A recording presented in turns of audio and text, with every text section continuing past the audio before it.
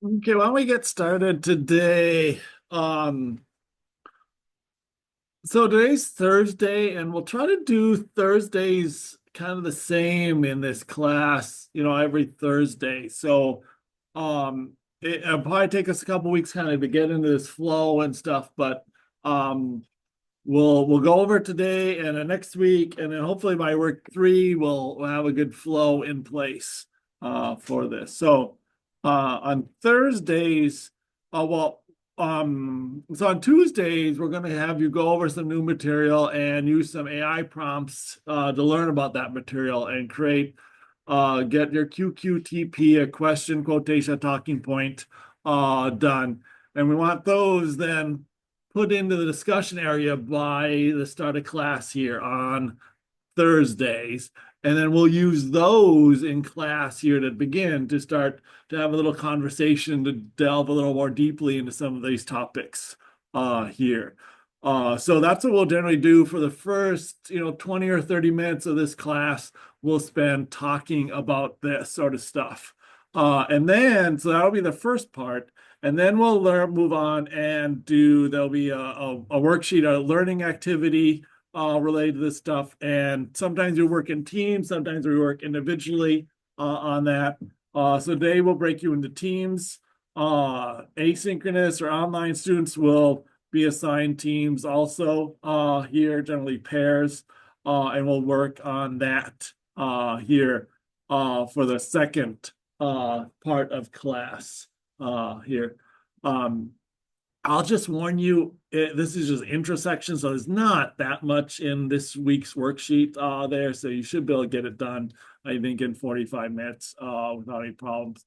Hopefully in the future, the worksheets will be a little longer and you will see how far you can get done through them. I'll try to have some bonus sections so some groups can go go a little further, dive a little deeper into this material there. So we're going to start with this this QQTP kind of discussion there.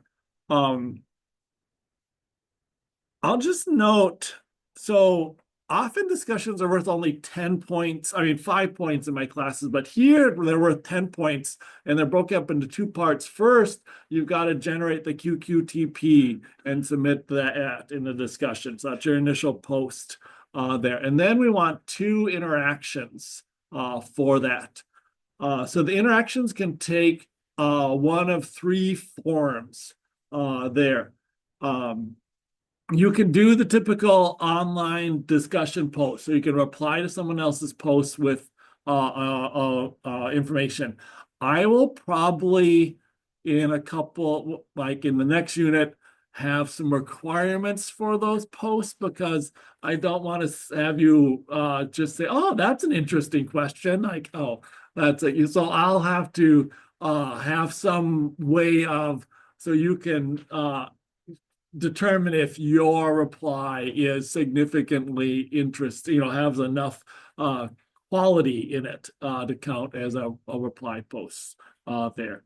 Um, so that's one thing. The other thing is we're going to be discussing this. So I'm going to bring up this document here today as we're discussing, and you can comment on it. So you can highlight something and add a comment here. You can't change it, but you can click here and add a comment here. Uh, I really like Alan Turing and his portrayal uh, in the movie. Da, da, da.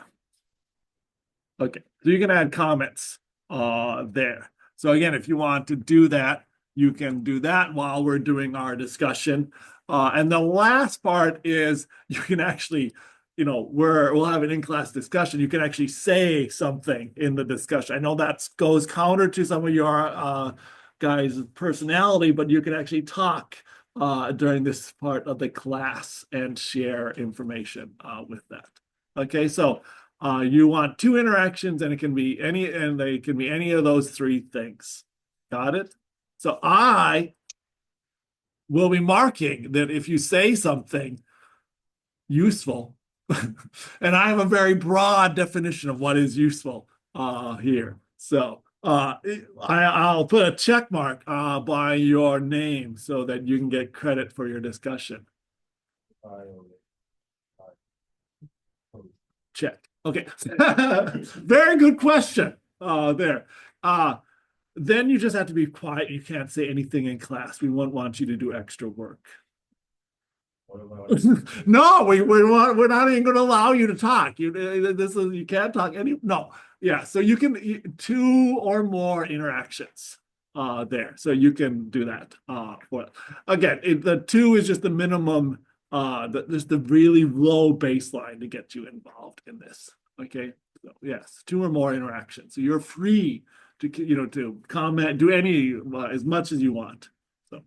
And again, we want this to be kind of a learning community. So we want, hopefully it won't be, we don't want to make this a chore. We want it to be something fun, interacting and that sort of stuff. And I want to provide you different ways to interact. So we want to hear from everyone's voice and what everyone is saying. So, right. So, okay. Any other questions on this? All right. So let's go over some of these questions and talking points here. So I've kind of grouped these, and again, this is the first unit, so we kind of do an overview of a bunch of the stuff we'll be talking to class. So I'll just tell you a lot, well, not a lot, a fair number of questions and talking points were stuff we're going to cover in future weeks. So I just kind of pulled those out and say, yes, those are all really good things we'll have. So like here, I want to learn more about Bacchus-Nauer form, not really understanding it. That's good because guess what? What is the next unit called? Unit 2 is syntax and Bacchus-Nauer form. So we'll spend all week next week going over that, just that. So that's a good thing to come up with. Question about Turing machines and decidability. How does this help us? Does it help us design algorithms here? And again, we'll have if I go to the syllabus here, unit 11 is all on Turing machines. And we'll discuss this. And it'll be interesting to see once you look at and learn more about Turing machines, what's your thoughts on will they help you make better algorithms and change how you think about algorithms? So, syntax parsing, lexical analysis, how do we set up grammar rules? What is a syntax tree? How do we do this whole syntax analysis stuff? And again, we'll be doing that here. We'll start next week talking about part of the Bacchus-Nauer form is to define our syntax and create syntax trees based on that here. So, this one asks how about garbage collection? And again, we will cover garbage collection when we do our unit on type systems and memory management and when you declare a variable, where in memory does it actually create it? And what is garbage collection? Do we have to even worry about that? It is much more of an important aspect in some low-level languages. And most of these languages like Python and Java have their own automatic garbage collection, so you don't have to generally worry about it in these high-level languages. So, again, looking at automata theory, push-down automata, deterministic finite automata, sort of stuff. And again, we'll have a whole unit on where we'll talk about push-down automata. This will lead us into Turing machines. Turing machines are basically an adaptation of this sort of finite automata sort of idea. So this is a great thing, and I think it's really fun to get into push-down automata. These are very simple computers, theoretical computers, and how they work. So for this, this is getting into semantics here, and we'll see. So we have both semantics and syntax here for this.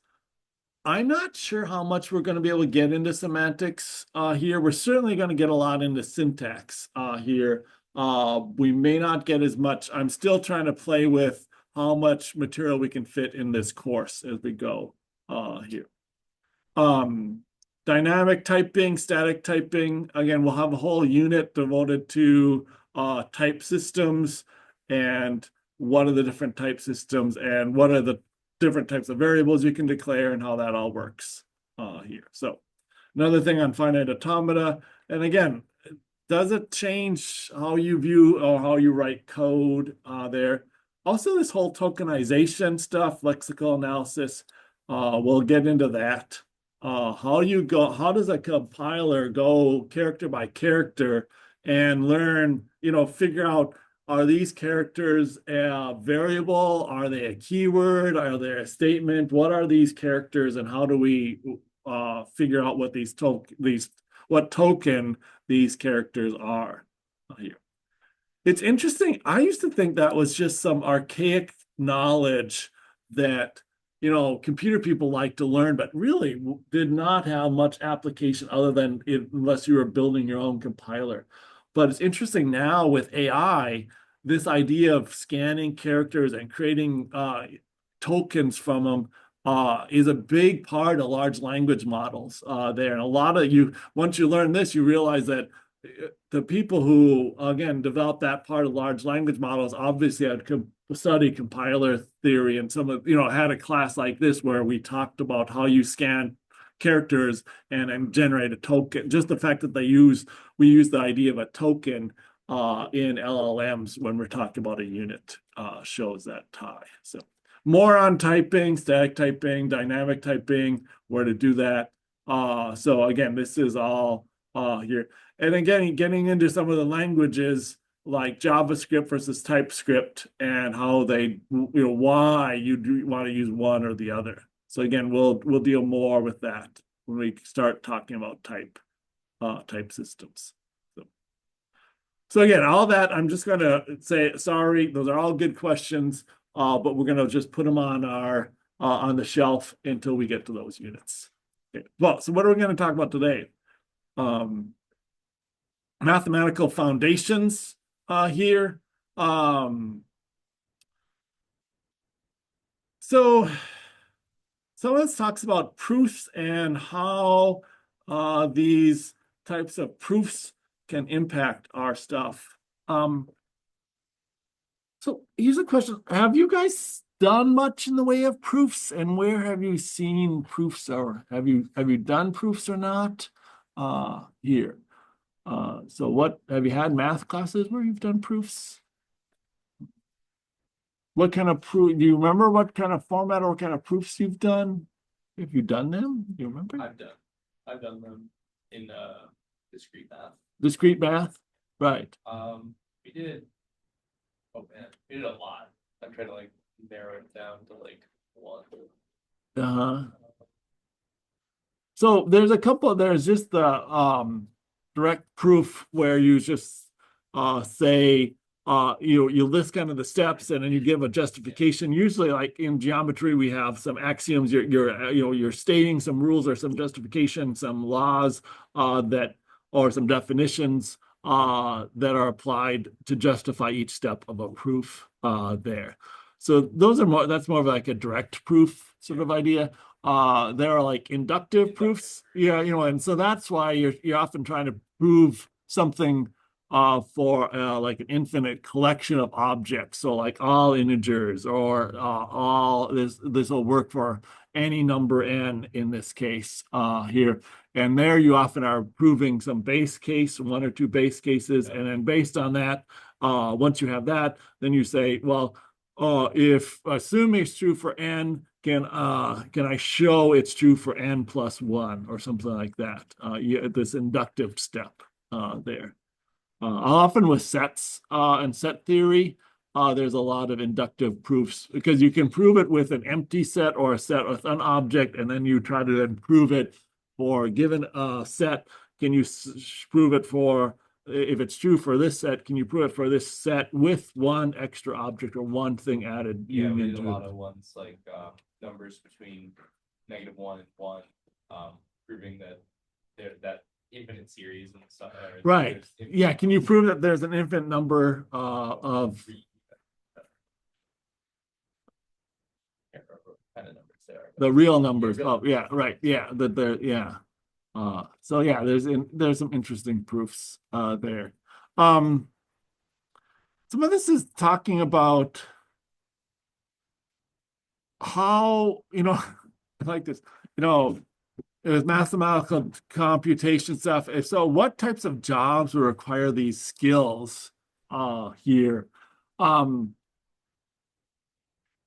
I don't know if there are a lot of jobs where you're going to be doing any mathematical proofs or need to know this mathematical foundations of stuff that aren't academic jobs where you're studying computational theory or something like that.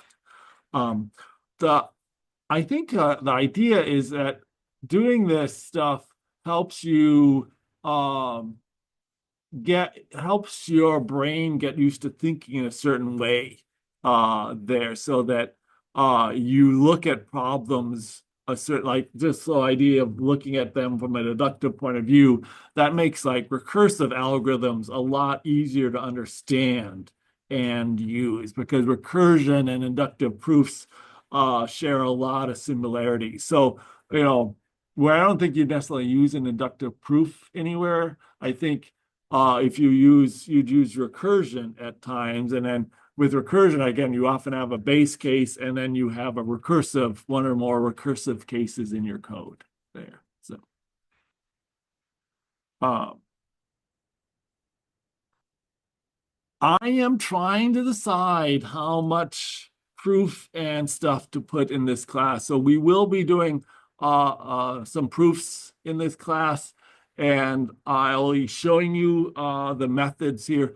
We're not going to do as many proofs in some computational theory courses here.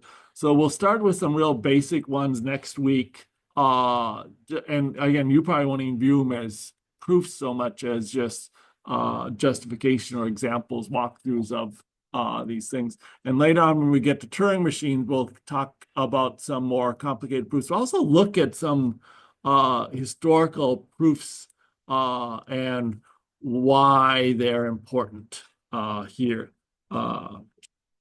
as far as the limits of computation go. Language design. So there's a number of questions about how, why should you use different coding languages? What are the benefits of one language over the other? What about there's again different programming paradigms.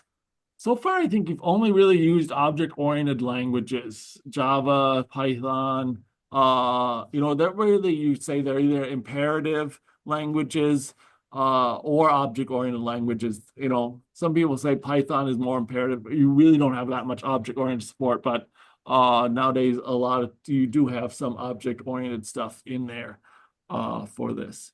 But you really don't know much in the way of like functional languages or logical languages. So we will play a little bit with those here. Some computer people are really huge advocates of functional programming languages and really love them there. So we'll try to get enough of them so you can appreciate them. But in reality, they're just not that widely used outside of academic settings. So, yeah. So again, how do developers when they design a programming language, how do they decide? How do they make their decisions? What to prioritize? Ease of understanding versus speed or optimized performance there. We'll get into some of this here. Again, part of it is just trying to understand how you design your own programming language and set it up and use it. and how programming languages are actually built. And then you can kind of start seeing under the hood at some of these design issues for this. So, what programming languages do you know or have you used? JavaScript and Java, right? So you use C and C++. Does anyone else use C and C++? Not too much. So yeah, because C has a lot of low level and C++ both a lot of low level stuff. So we will need to talk about C and C++. Especially how they handle memory and variables in a much more primitive format. So that'll be good to look at. So other languages? TypeScript. Yeah, TypeScript and JavaScript. We'll have to do those, talk about those. Where'd you learn, where'd you work with TypeScript at? At my internship and then just a lot of my own. Okay, So. What is your favorite language so far?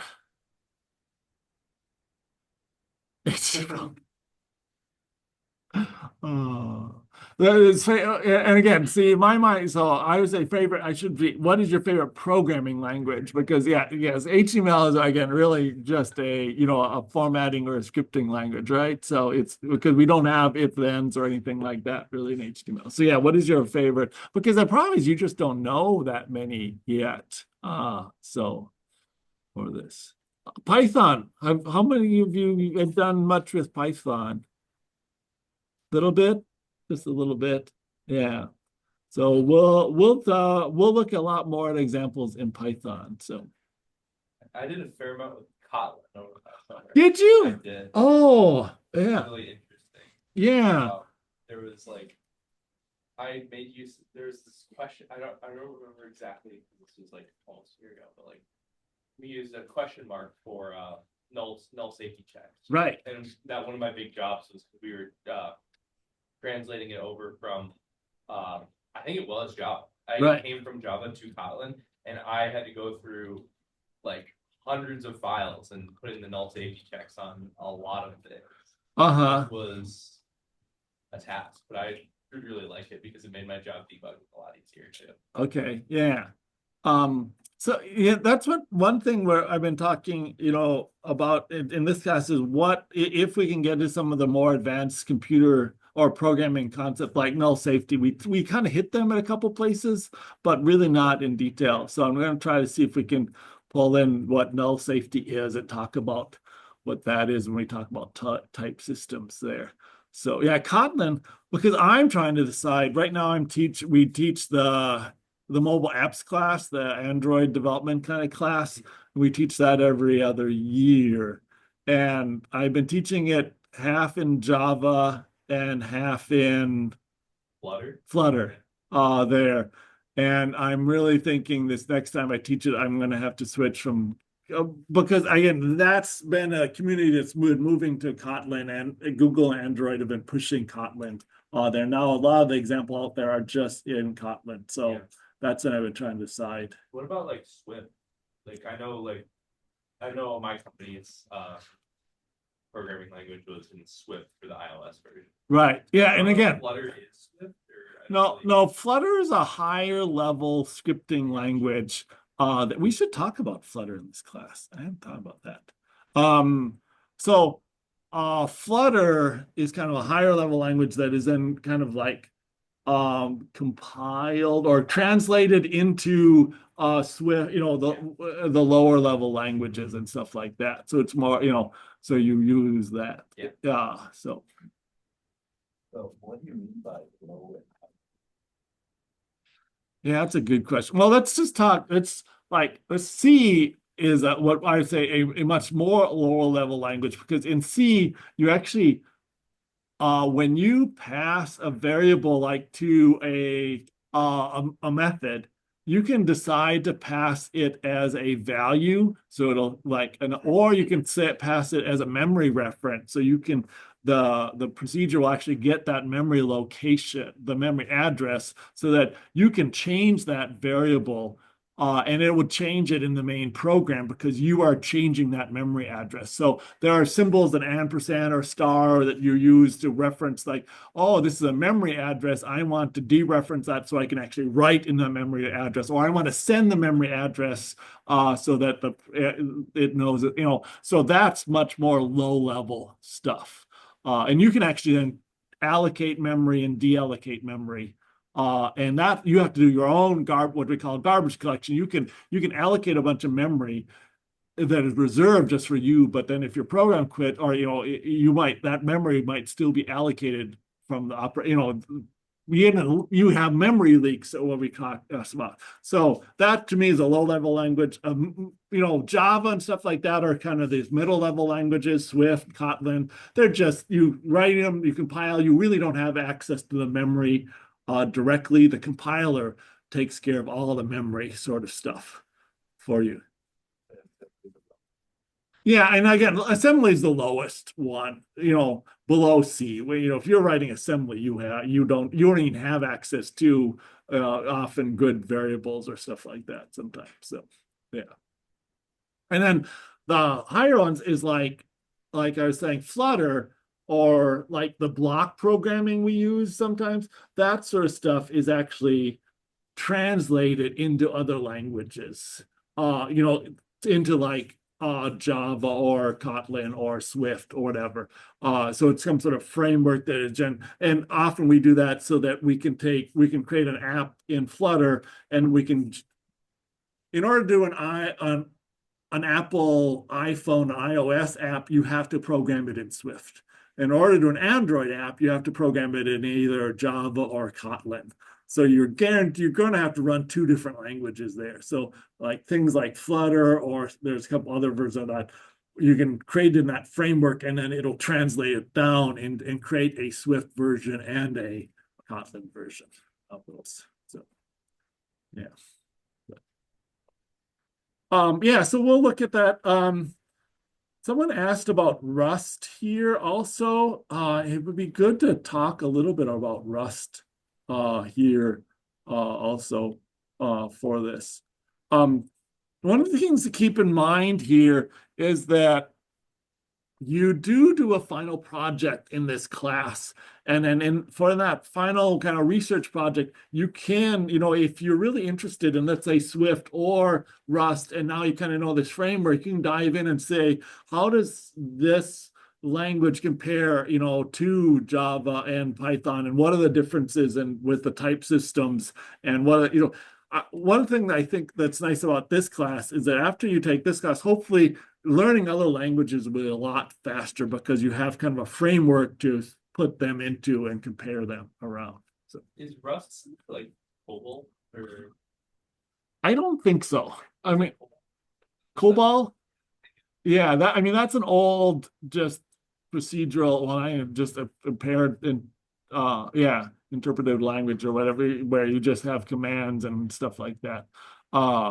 I don't know Rust, so I don't know that much about it. I know it's like a real low level language. Okay, yeah, it's used a lot in some some areas, yeah. So I'm not sure, but yeah, and so there's so many languages out there that we can do, and there will be a chance for you to kind of investigate some of them. But again, there'll be also this idea that you could go on with them.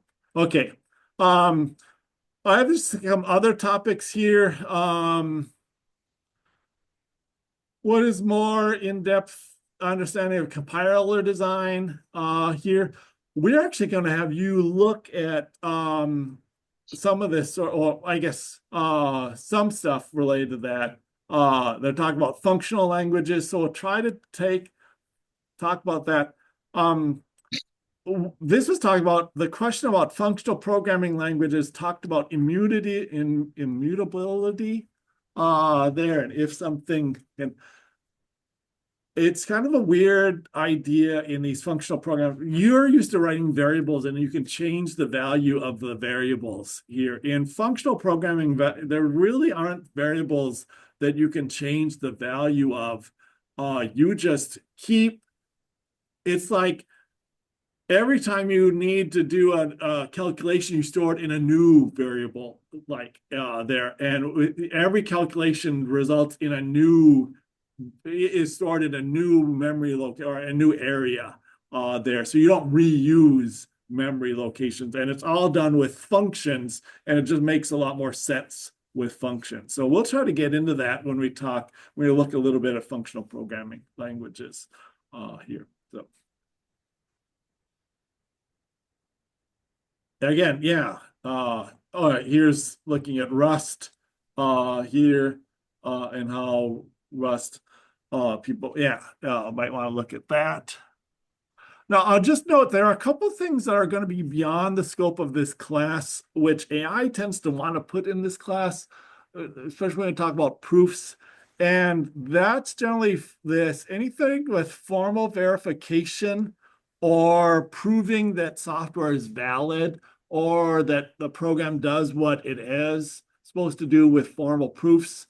That's a whole different area, is to prove algorithm correctness. We will not be, that's just beyond the scope of this class. So anytime we talk about correctness or program verification, algorithm verification, that sort of stuff, we won't be getting to that in this class. So, all right, let's jump back here and have you break into some teams for this worksheet here. I always like to start geographically here with two or three people in a group I find are going to work well. So we'll break you up in groups and do this stuff. We'll have you open up the worksheet and do this. So let's just do, want to do a group here. How are we doing? We can do pairs maybe. Pair,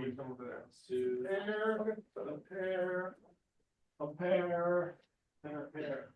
Okay. If you have someone like, if Allie wants to be in your group and she's not here, you're free to invite her and just assign her stuff for this group there.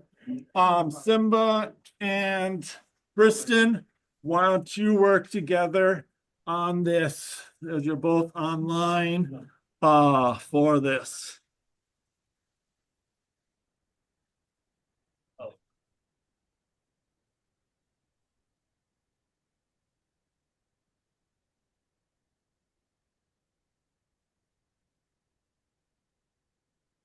So again, I think this works well if one of you makes a copy of this and shares it with the other people, other person or two with their group and works through there. In class here, you can just work, I don't care if you both type or how you want to work on it here, if you want online.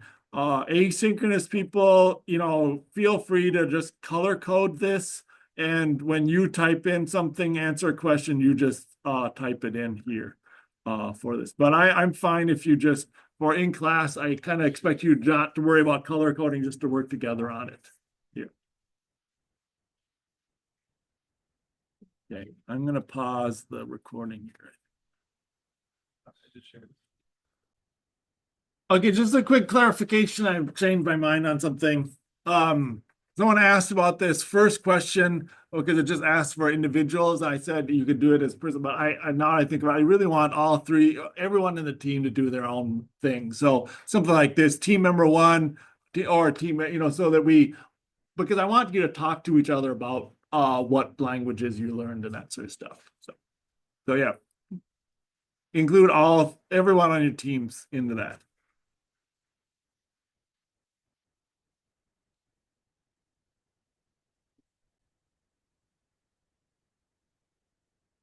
I know a number you're working on the list of languages. If you're having trouble figuring, knowing 12, or I think we have 12 languages there. You can certainly Google that, but I don't think it provides a great list. I really like Stack Overflow. They do a survey and they do analysis of their data, and they have this whole technology summary, and they have a summary of programming languages, and you can actually look at them on those learning to code, like Python, HTML, JavaScript are all very popular, or professional developers.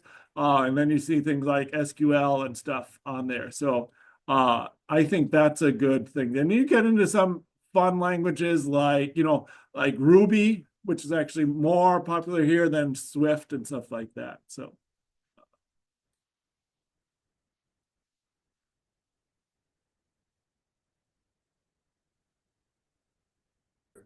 Really asked for many devices, like. And I. Put something cluttered, good for those things. Yeah, we'll copy.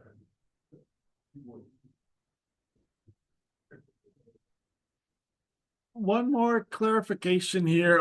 If you get down to part 3, there are different history of programming language topics that you can choose from. My assumption is that you will choose, you will answer as many questions as there are team members. So if there are 3 of you on your team, you do 3 of the 5 of them. If there's 2, you do 2 of them.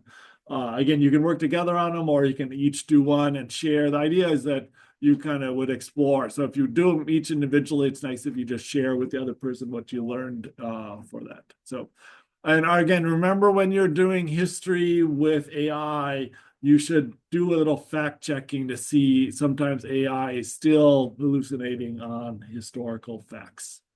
It's not as common as it was, but it is still an issue. So. What company they're working for. There's a lot of times I have to- This is all we're going to do today. So if you get done with this, you can head out. If you're sticking around for the machine learning class, you have to stay here, I guess. Okay.